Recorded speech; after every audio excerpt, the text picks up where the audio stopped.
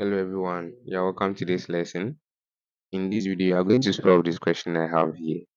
The question says determine the design angle theta which is greater than or equal to 0 degrees or less than or equal to 90 degrees for strat AB so that the 400 pounds horizontal force has a component of 500 pounds directed from A towards C. What is the component of force acting along member AB?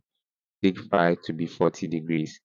So let's look at how we will solve this question. So I will start by drawing the free body diagram. So let this be the 400 pounds force, okay? So here's our 400 pounds force. Okay, so now I'm going to draw force AB. Okay, so let's look at that also.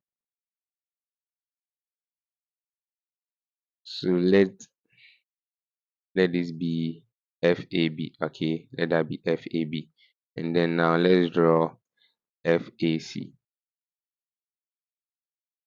So let this be our FAC. Okay, so let me name this FAB and then this is FAC. Okay, so since we know the value of FAC, let's just write it there.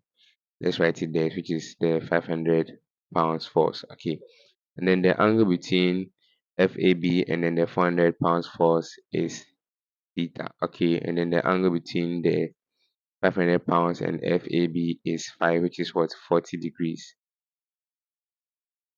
Okay, so now let's complete the parallelogram. Okay, so I'm going to have our 400 newtons, sorry, 400 pounds force here. Okay, and then you're going to have the 500 pounds force also here. Okay, so that's it. Let me write the 400 pounds here, and then here is also what, 500 pounds. Okay, so now you are going to have this side to be theta. Okay, alternating angles, and then here also will be 40 degrees. Okay, let's name this angle here alpha.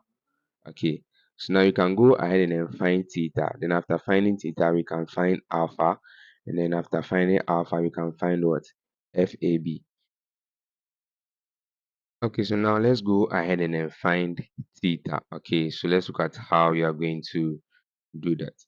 So we are going to have sine theta, okay, divided by